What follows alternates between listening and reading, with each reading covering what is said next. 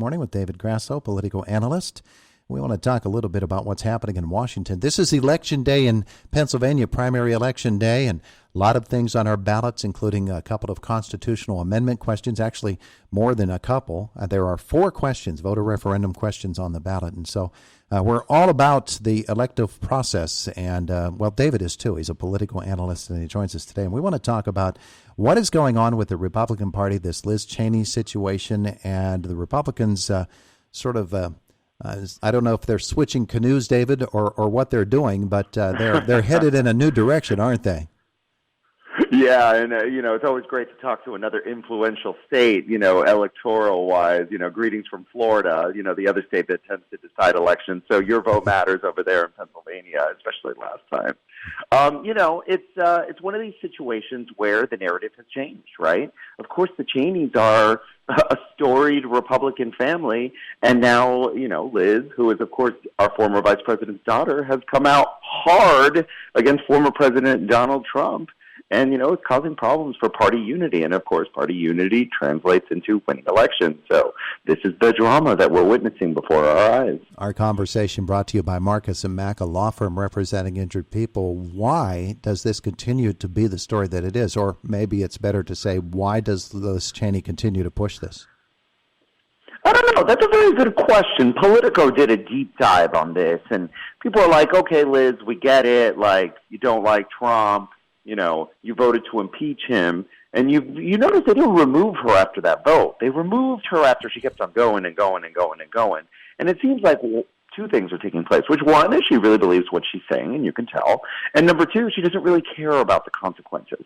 But, of course, the Republican Party cares about the consequences because they're interested in unity and winning back the majority next year. Does Elise Stefanik have what it takes to sweep up all of this stuff and to get the House back in order?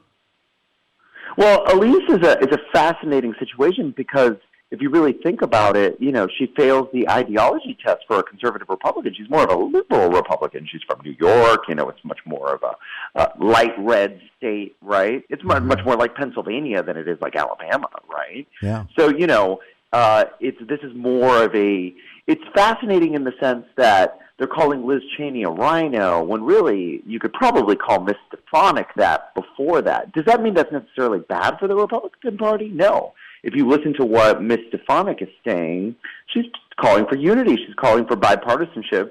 And she's calling for fighting the liberal agenda that Joe Biden is pursuing, in her words, lock, stock, and barrel. So, The truth is a little muddy in this one. It's not really easy to say whether, Ms. Stefanik's strategy is sustainable. It's definitely a shocking turn of events for the Republican Party. Yeah, it really is. When you look at the Stefanik record against the Cheney record, Cheney far outweighs her in terms of conservatism, and that's where the Republicans want to find themselves when they're positioning themselves for next year's congressional election. So the choice, you're right, is very, very interesting. But how is she able then to put this party together? Because there are a lot of people on the sidelines saying, come on, we want to get running on this, and we think we have a winning position here, but we got to get in the race.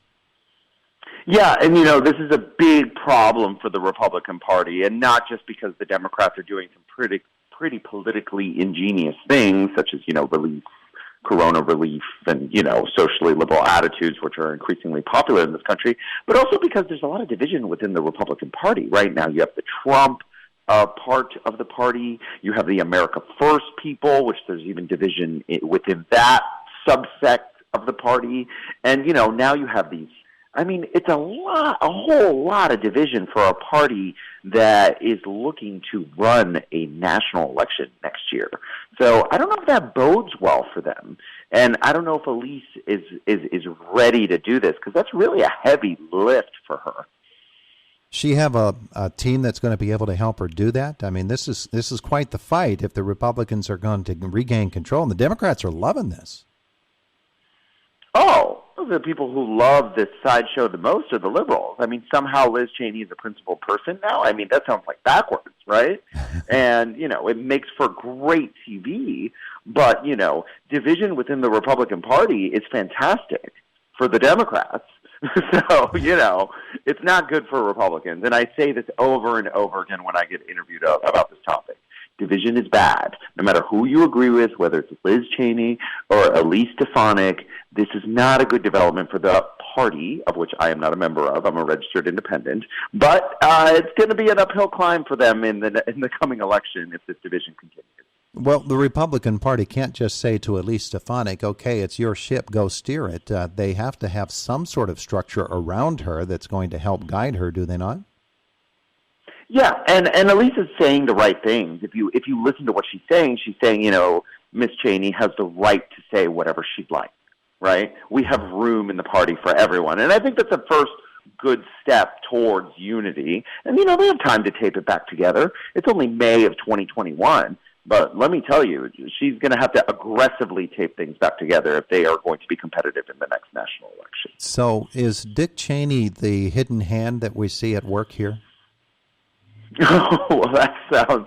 the poor man has had an artificial heart and a heart transplant. Man, he must have the energy of the gods. He got shot, too. He's been working in politics since the Ford administration. I would like to believe that Dick is resting at home with his wife, Lynn, but, of course, baby boomers have trouble stepping back. So that might be a likely case scenario. Yeah, that there's these guys, they never step out completely. There's always something. No, they don't. Yeah. Of course. So what's your prediction as we move forward? So don't think election, but just for the next 6-8 weeks, do things calm down for the Republican Party? I don't think Liz is going to shut up. No. And I think Ms. Stefanik is going to try her best. I think it's an uphill battle, and I think there's an even bigger fight to be had, which is, of course, the far fringes of the party, which were distracted by the Liz Cheney sideshow. I think the real concern is, Matt Gaetz and Marjorie Taylor Greene, which, of course, are the far-right Republicans running around with their own little agenda. And I think that's something that the Republican Party definitely has to face and contend with. Yeah, man, this is going to be something to watch over the course of the next year or 2 or 4 or 12. The Republican Party, they're lining up and basically punching each other about when they should be getting into a race against the Democratic Party. And the Democratic Party, well, they seem to have coalesced around the president and around whatever their agenda might be. Yeah, no, they're doing a great job. The Democrats are really, from a party standpoint, not ideological, of course. Speaking of politics as a sport, the Democrats are doing a really good job of keeping it together. And, hats off to the party people, and maybe the Republicans should take a few notes. Absolutely. Hey, thanks so much, David, for spending some time with us. This has been fun. Oh, of course. I had a great time, too. Thank you. Have a great day today. It is the voice of Indiana County, WCCS 101.1 FM and AM 11.1 FM.